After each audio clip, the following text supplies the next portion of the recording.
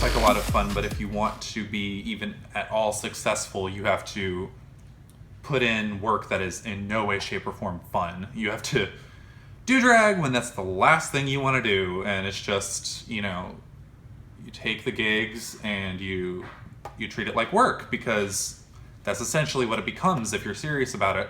And a lot of people don't want to do that. If it's not all fun all the time, they're not interested, and they wash out inevitably. And there is a new crew of queens who through Drag Race decide they want to do it, and Drag Race girls make a lot of money. So the assumption is I'm talented, I'm going to start gigging, and that's going to be my job. But there are a lot of hurdles you have to get through before you get there. I mean, I hate to sound bitchy when new queens ask me, how do I get booked, or when am I going to start getting booked?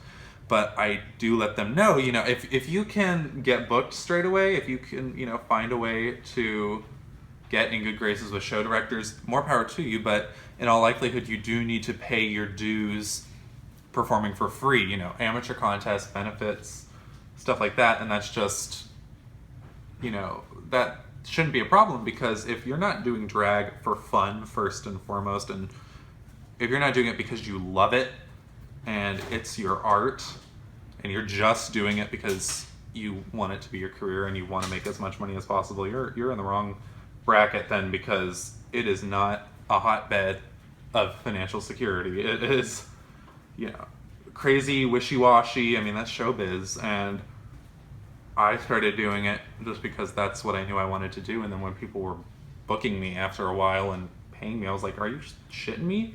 You're paying me to have fun? Totally. And now it's to the point where, sometimes it's stressful. Sometimes I don't want to do it. I just want to stay home. But it became that way. It didn't start out, I'm going to do drag to make money. And because then I would have lost passion for it very quickly. If it weren't what I loved so much, I wouldn't put up with it. Tamika, a snatch. This is how you snatch back your makeup, your face, raise your eyebrows. Drag queens like us, we like to do this. And also, this is a good way, if you're gonna dance and move, you can keep your hair on when you bobby pin it down. See, this not gonna go nowhere. See how she snatched back like this? Snatch, bitch. Got it.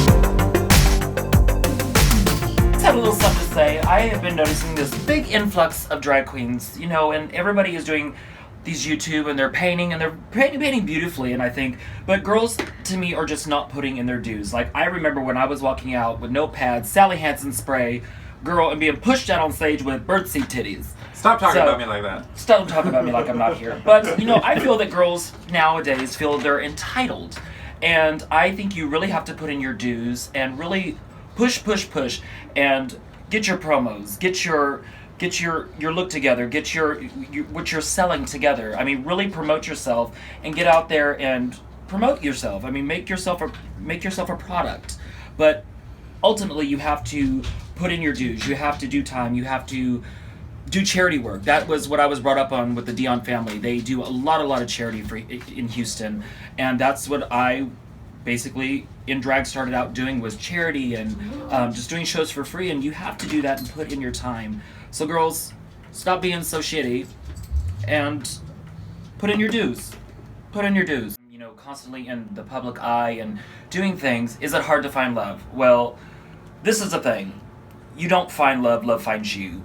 it's something that just happens. If somebody's going to love you, they're going to love you for who you are, and no matter what you do.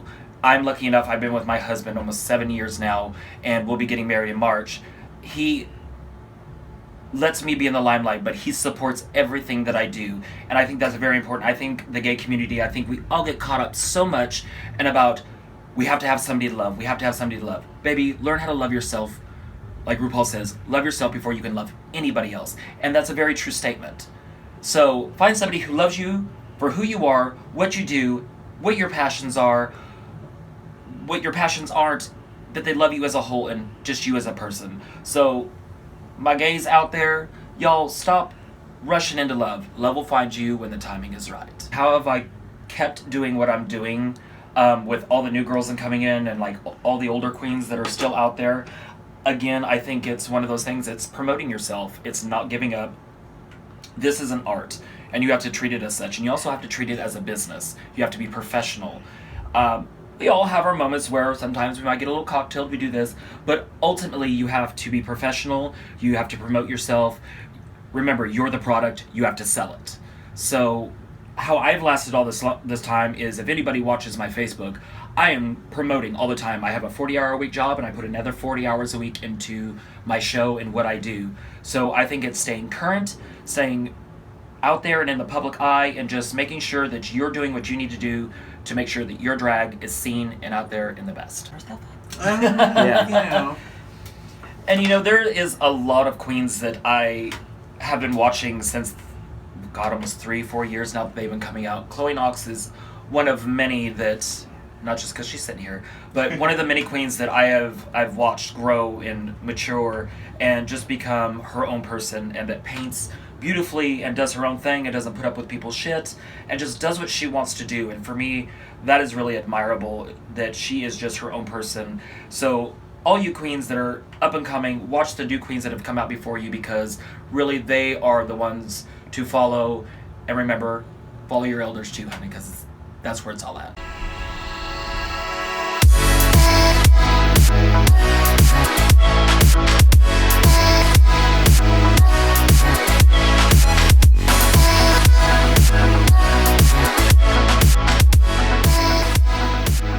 Oh, twerk from, honey? Yes, ma'am, honey. Get into it, bitch. Get into it, honey. This is what happens when you put a woman in the office, honey. Diamonds and pearls back. Yes, my name is Tamika X Nicole. I'm from Houston, Texas. I have been doing drag for like 15 years. I have been performing in the Houston area for a long time. I have started doing pageants over like 4 or 5 years. It's very interesting doing pageant. The reason why I do pageant is because I am a big plus girl, and I want to show and let everybody know there's 300 and plus that we can do it, and fuck the girls that's them 208 pounds and stuff, because it literally start at 200 pounds, and some of them be like 200 pounds that look like they can be in the little girl pageant. So I'm here, I am trying my best to show everybody that we can do it. So I am transgender, but at the same time I do drag. And yes, like the first time I ever did a pageant in Atlanta, Georgia, and I went to an interview, and the lady didn't think I knew the difference from being a woman and being drag. Drag is something that you put on big jewelry, big hair, and perform, look like somebody if you can, just performing, doing different songs and stuff. And I can do that. And I love doing drag. I love performing. My motto is, if a skinny girl can do it, so can I. Yes, I have just won Paraland USA in Texas, and I went on to compete in Texas, USA at large. I tried my best. I did get 4th runner-up, and I was happy about that. Out of how many girls? Out of 20 girls, I placed 4. I thought I was gonna win evening gown, but child, I didn't. Girl, I was out there looking like a big old pumpkin child and did not win evening gown. That's the only thing I really did not understand why I didn't win evening gown. But child, that's life with pageant. It's a gamble, child. So you can't get mad, child. Just go on and go to Waffle House, eat your burger or something, child. Just girl, just keep on going. Cause bitch, you cannot win all of them. I have learned, child. So I just try to move on and just eat my way to the next title. When I started, I always look like a woman. I think that's the reason why I turned transgender, because I always look like a woman and sound like a woman. So when I started performing, I didn't wear makeup, and so it was okay. Then I think I started trying to take it more serious. Then I started putting on a little base and powder and stuff. And then I started taking it more serious as putting on everything. The hair started by expensive hair. Hair is like $200 to $150. Jewelry is like $200-$300. Earrings go up to like $50 to $200-$300. And you have to, if you want to look rich and stuff, doing drag, it costs. It costs a lot of money doing drags, evening gowns, dresses. Because I go to Miss Tony Design in Houston, Texas. She make all my garments almost. And she's an expensive lady. I love expensive clothes.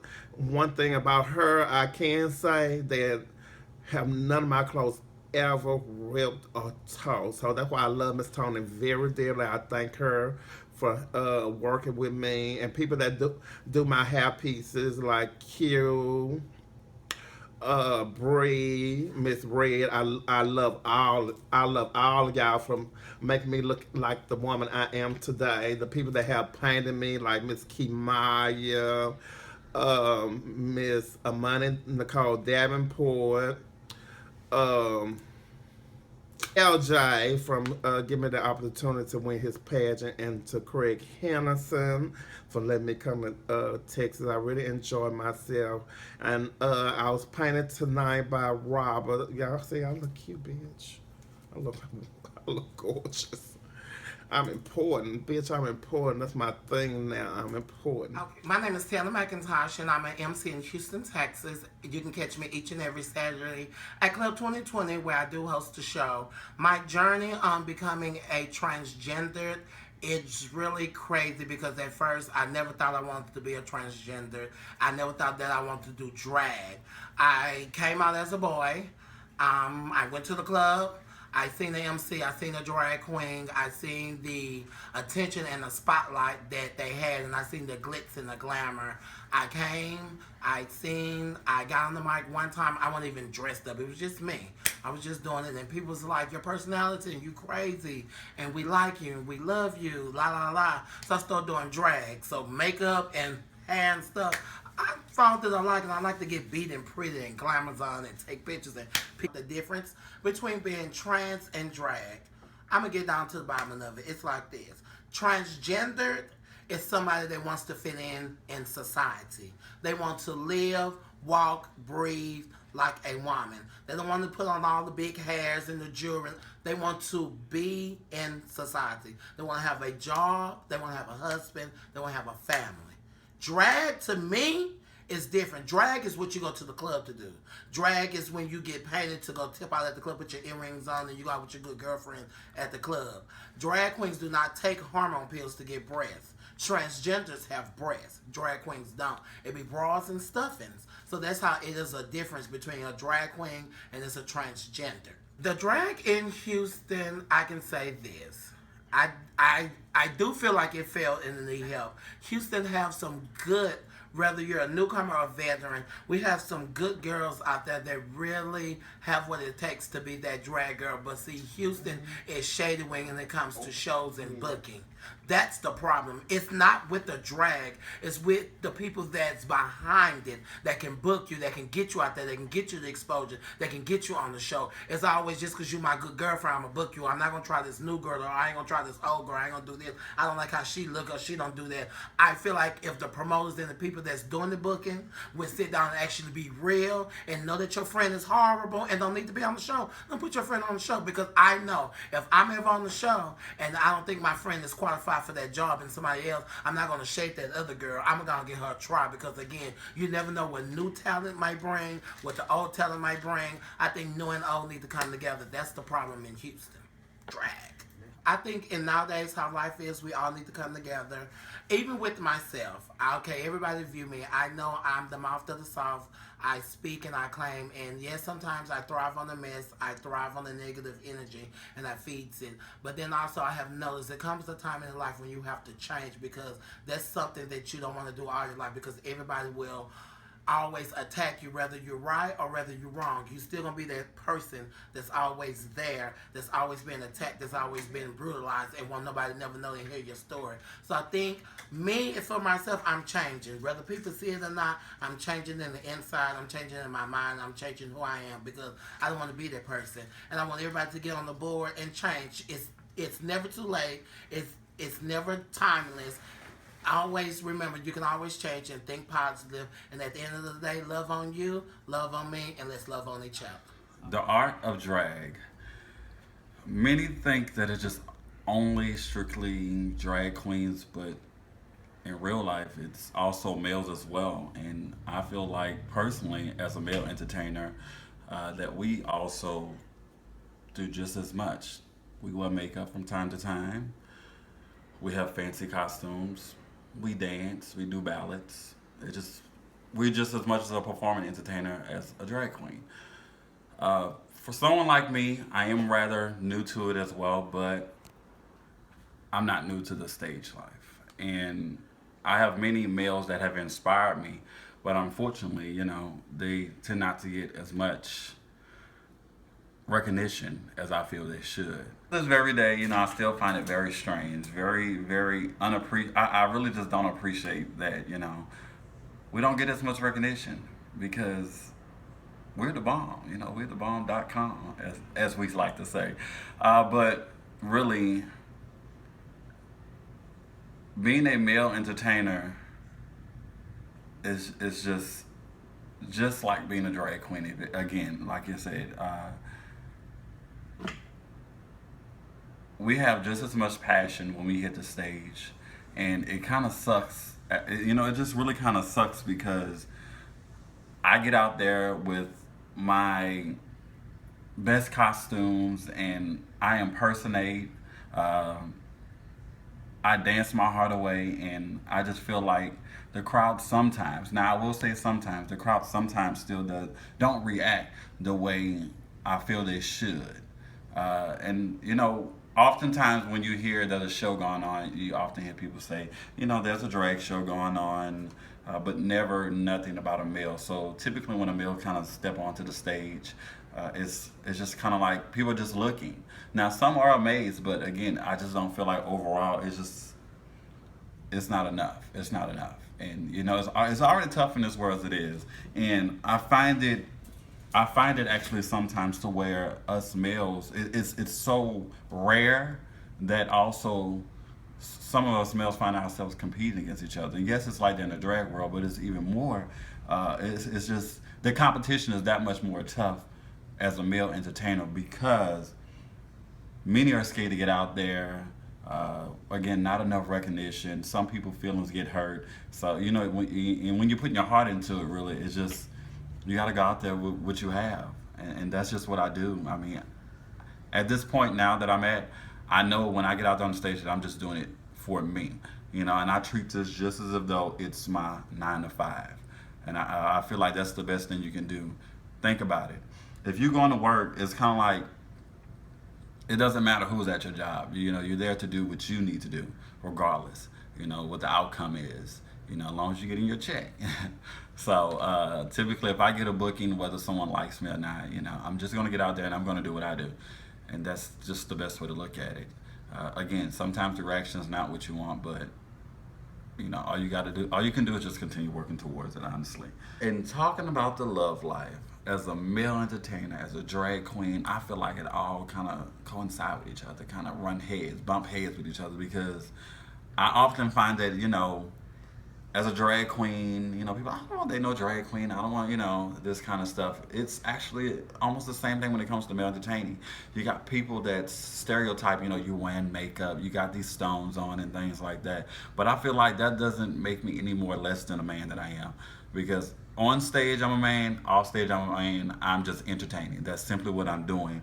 I've actually had times to where someone wouldn't date me, and what I did was I accepted and I moved on, because if you can't accept me for my craft, accept me for my work, then you're not for me. Well, it was very simple of me being transgender, because first I came out, I thought I was a woman, so I didn't know nothing about the gay clubs and stuff until like a year in my journey. I had met one of my lesbian friends that stayed in an apartment complex I had moved into. So then me and her started going out. That's how I really got into the gay club and stuff. And then we started. She said, "Oh, girl, you love dancing and stuff. Won't you do a number?" I was like, "Girl, what am I gonna do?" And she said, "Girl, you'll do good doing Mia X." I said, "Mia X? I don't know who she is." They said, "Go buy the CD." I mean, I'm lying. It wasn't no CD then. It was a tape. I went bought the tape. That's how long it's been. But I'm not saying my age, y'all. But I went bought the tape. I had learned the song. One of my straight friends had sat down. We wrote the words down to the song, because we didn't have CDs and all that stuff. You can look at words and stuff. And so I had learned the song. And then I went and did it on the show. Oh, Mr. I had made some corns. That's what really made me do this. I had started making corn. So for me to get real big, I went and did talent night at Rascals. It was bartenders, studio 21. Studio and stuff like that. Then I said, I went and did the talent night, and then I had told Miss Cookie Cook, because she was the host. I said, I want to go do it. She said, yeah, do that song that you did with the lesbian club. I said, okay. So, child, I'll never forget. I came, had my little bags. I got that early sign, and then so I went in the restroom to get dressed, and I remember Miss Nicole, Miss Ashley, and somebody else was in the restroom. So I went to the back stall, the back stall to get dressed, and I heard them say, "Girl, who is that girl? Is she a real girl? Is she a drag queen?" I said, "Bitch, I'm gonna stay in this bathroom." Then they hollering, talking about, "Oh, your music." And I said, "I know, Mia X. Beginning of Mia X is kind of long. I take care of maintenance." And so, child, went out there. I had hurry up because I didn't want them to be out in my mug and stuff, trying to figure out no transgender. So I went out there. That's back then. Houston drag was good. That night I at least came home with like $150 worth of ones. And Miss Diane, that's what really made me do it. Then she called me back out there. Back then I was wearing little lingeries and stuff. And she called me back out there. I had made some extra more coins. And so I had put all my money in my thing. I had went here again. Everybody was trying to figure out who I was. And I wasn't telling nobody. So then the end of time, like you go out there. I'm like, girl, I know I'm not gonna win this $100. And then I ended up winning $100. So bitch, I had went home with $250. It's like, if y'all all know, I stayed in this regular apartment. And as I went home, threw all my ones on the bed, I had started counting. I said, bitch, this is what I want to do. And I've been doing this since then. That I get a lot of times, how did I become a Dion? How did I become a Van Wales? I think it's just, for me, like when I became a Dion, I was really, really good friends with Cara Dion and Tara Dion and Farrah Dion when they were all working down here and I first started coming down here and performing. And just after, I think, spending so much quality time with them and becoming really good friends with them, I didn't take the name on. I actually took the Van Wales name first. And then later on down the road, I wanted to prove myself, because I proved myself to be a Van Wales. I proved myself to be a Dion. I didn't want to take the name till I felt I was worthy to take it. A name is just a name, of course, and the Dions will always say that. A name is just a name. What's important is the person. But for me, when you represent your families, you have to represent them, and I think you have to earn those titles. I think you have to earn those names, and just really, it's kind of a sticky situation, I guess. But how I did it for me is that I waited almost 3 years before I took on the Dion name, and then I asked if I could take on the Dion name. And I know a lot of girls, they think that drag is just glamorous all the time. It's really not. It's a lot of hard work. And when you want to be part of a family, it's also hard work, and you have to again put in the time, build those relationships, and really make it count. And the art of drag for me is many things. I think it's always refining your craft. I believe if you feel like you've reached a point in your drag that you feel you're not growing anymore, then it's time to stop. Because for me, you never stop learning when you're doing drag. It's a constant art that you're always refining and doing. And that's one thing that Courtney Page Van Wells has always taught me, is that your drag should always be growing.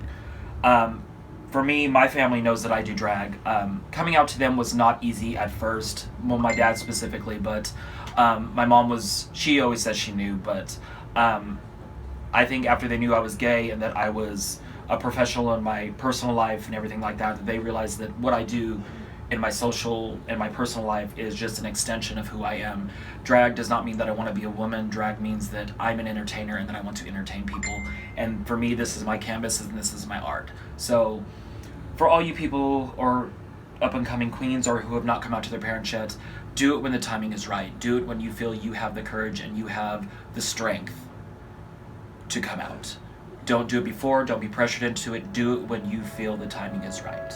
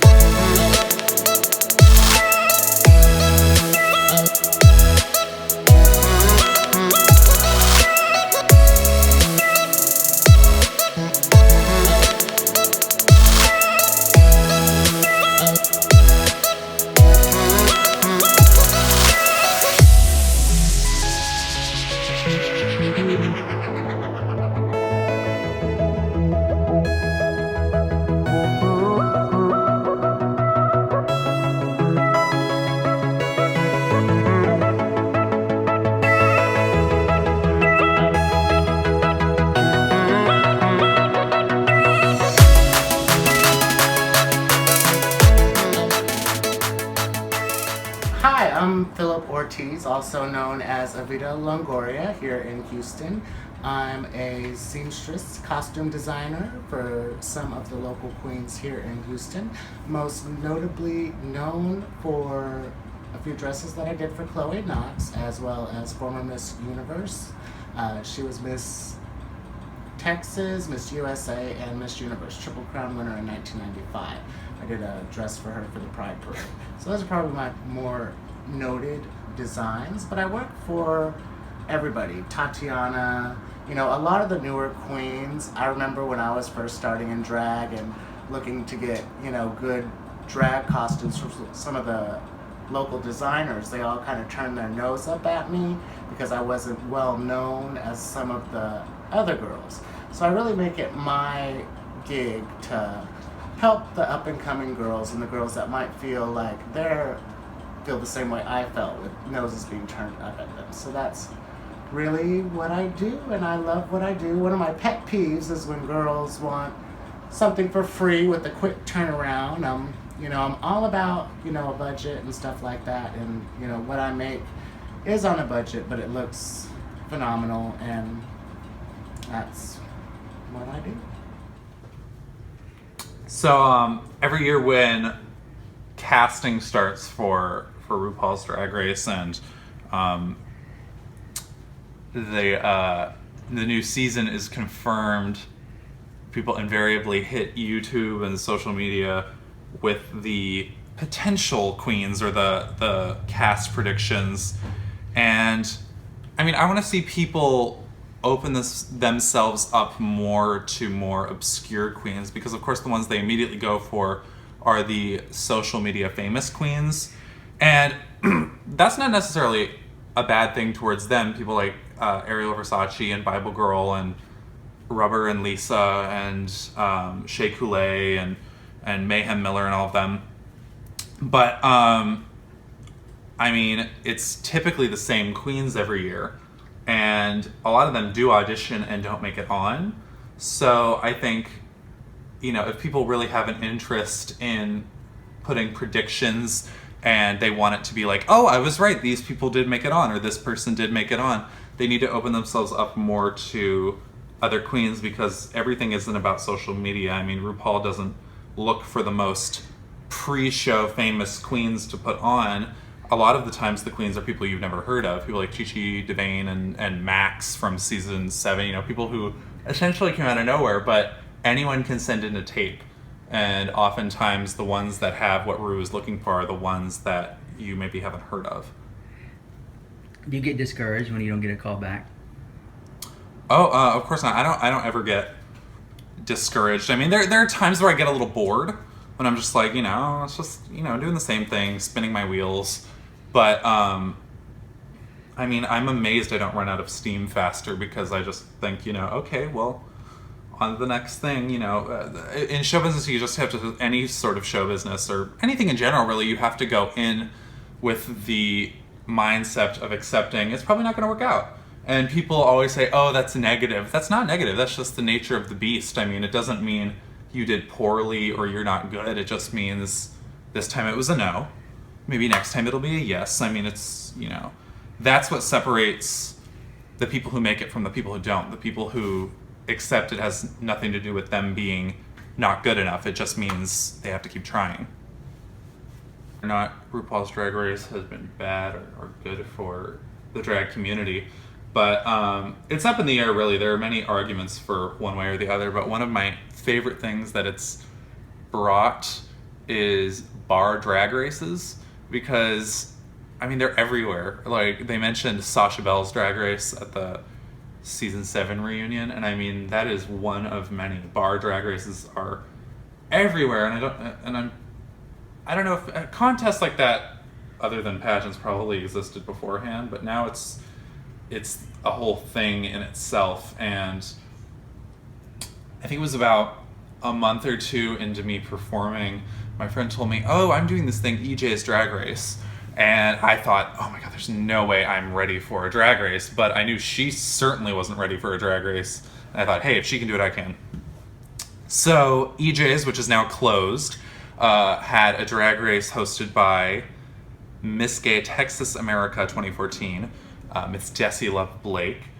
And I entered, and I started doing pretty well. And people were saying, oh, I think you're going to be like top 3. And I was getting really excited about it. And then, bam, I got eliminated to my best friend. We were in the bottom 2 together, and she sent me home, and that was a bummer. But it opened my eyes to, oh, I'm capable of more than I thought I was with drag. Like, you know, if left to my own devices, I do whatever.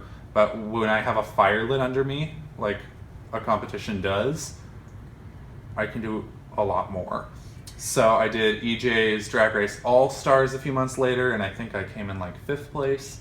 Then I did Desi's Drag Race at F-Bar, and that was summer 2014, and I won! Finally won a drag race. And I thought, okay, I did 3, finally won 1, no more. And then flash forward to this March, Desi messaged me and said she was doing a revival of Desi's Drag Race at a bar called Michael's Outpost, and did I want to do it? And I said, I don't know. I already won one, and I don't feel like taking the time and the money that it requires to do a bar drag race. But then she said who else was doing it, and the list of prizes, and the prizes were sweet, and the people who were doing it were a lot of my friends. And she said, yeah, it's sort of like, she said she's calling it Desi's Drag Race All Grown Up, with sort of the queens who have only been doing it a couple years but have really gone far. And I said, fine, I'll do it. And right now we're in top 5, and Monday there will be a double elimination, and it'll narrow it to the top 3, and then they're going to have a winner. So whenever this is finally posted, I will either have won or been eliminated and bitter. But I've definitely had so much fun, and I'm so proud of everything that I did. So if I'm eliminated, you know, I wouldn't have changed anything. But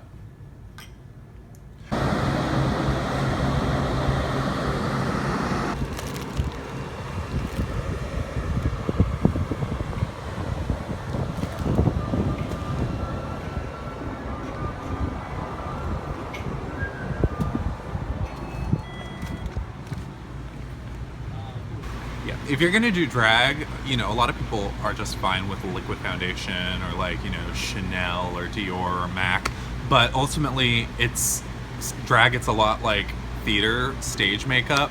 So, you know, for men, you really need that full coverage pancake makeup like Ben Nye and Mayron and Kryolan, because it's cheaper than a lot of like the Dior fancy stuff, and it's much more the quality that drag queens need, because, you know, Dior and stuff like that is just, you're not going to have the coverage, you're not going to have the same effect, and it's more expensive. You're wasting your money. Yeah, I like fishnets because they sort of break up your leg, because if you just have solid tights, you can get, as Violet calls it, a wooden leg, and it just gives it a texture, and especially like a fresh pair of fishnets with no runs just looks so smooth and solid and polished, and it just makes your legs look great. So yeah, new queens or queens that want to start performing have messaged me on like Facebook and stuff and come up to me at clubs, and they ask like, you know, oh, is my age gonna interfere with getting booked because they're under 21? Or they're like, you know, I've been messaging show directors, when are the gigs gonna start rolling in? And I'll be like, you know, if you can get gigs straight away, having never performed before, more power to you. But I always tell them, you gotta pay your dues and put in your hours of hard work at benefits and amateur contests and performing for free, because what was this? Oh, because I mean, you know, people say, oh, you know, I'll give you like $10 for gas, or, you know, the cost of just the makeup that you have to use for one booking, or the gas and the wear and tear on your car ultimately equals, you know, a negative number if you're not getting paid. But that's not the point of it, you know. And you got to pick and choose what you want to devote your time to, because, you know, when you're starting, you really do need to take advantage of every opportunity to perform. But at some point, it gets to a point where you have to think to yourself, is that worth my time and effort? Is this worth telling people I'm going to do all of this for free? Like, you have to know what you're worth and what you're doing is worth. Thank you for choosing Jack Rabbit on New Buttery Jet Combo Meals today. No, thank you. Go ahead with your order. Can I get 2 egg rolls and a large original iced coffee? Okay. That'll be all. Thank you. Drive around, please. Thank you. Probably gonna do that shit where they're like, Can you back up and pull forward again? no, can you get my food? Well, yes, it's different cliques in the community. Why, I do not know, because I feel that in that situation, all of us are equal, the same and stuff. I really don't think I'm fishier than the next girl, and the girl not fishier than me. All of us just human. Like the drama and stuff that literally go on in the gay community, in the black gay community, is just horrible. I hope it just really just stop, because child, if you drive a BMW, oh well, I mean, your BMW ain't no better than my Buick that I drive. All cars drive. It got mileage. All cars break down and stuff. So for the clicks and stuff, I really just wish it just stopped and all of them just get along, because I really not with the drama. I mean, I used to like it and stuff, but it was up to me. It could be gone, because I really can't deal with all that. Child, when we go out to like the clubs or seeing shows and stuff, we don't really want to be all that arguing and fighting and stuff, because it's unnecessary. And I sure not for to fight nobody, because child, I'll be too pretty and have my garments, so I really just don't have time for all that. Oh, child, let me think. Cause I had a lover for 7 years. Some people know about it, some people don't know about it, but I really don't think so. It's kind of and kind of not, because I can find love so fast as me being lying. I'm gonna say I would lie a lot about me being a woman. Trey would give me his phone number. I would talk to Trey. I would make Trey take me out to eat and whatever. He still don't know what I am. But at the same time, when they find out, then, child, you know, they call us different punks and all that then. But in the beginning, they be want to marry me and all that. But sometimes it can be hard. Sometimes boys be down with it. I really just not trying to find. If it comes, it comes. But if I have to go out and find it, I'd rather not, because trade is crazy these days. So I'd rather just, if I could, I don't want to say what I want to say. Cause y'all been saying what? But child, cause Trey steal from us. We been fell asleep, purse gone, keys gone, car gone. Bitch, I don't have time for that one, child. This is like if y'all when I let her go meet Trey. If me and Trey ever do something, be in my vehicle. If Trey come over, I hide my purse in the dirty clothes, in the bottom of the hamster, in the washing machine, in the oven. So one time I almost forgot I had my purse in the oven for the cooking, turn it on, and girl, that's why my purse was in the oven. If you want to do drag, just do it. It's just drag, baby, and put on some makeup. So if you want to do it, do it. Can nobody stop you? You have to do it to see if you like it.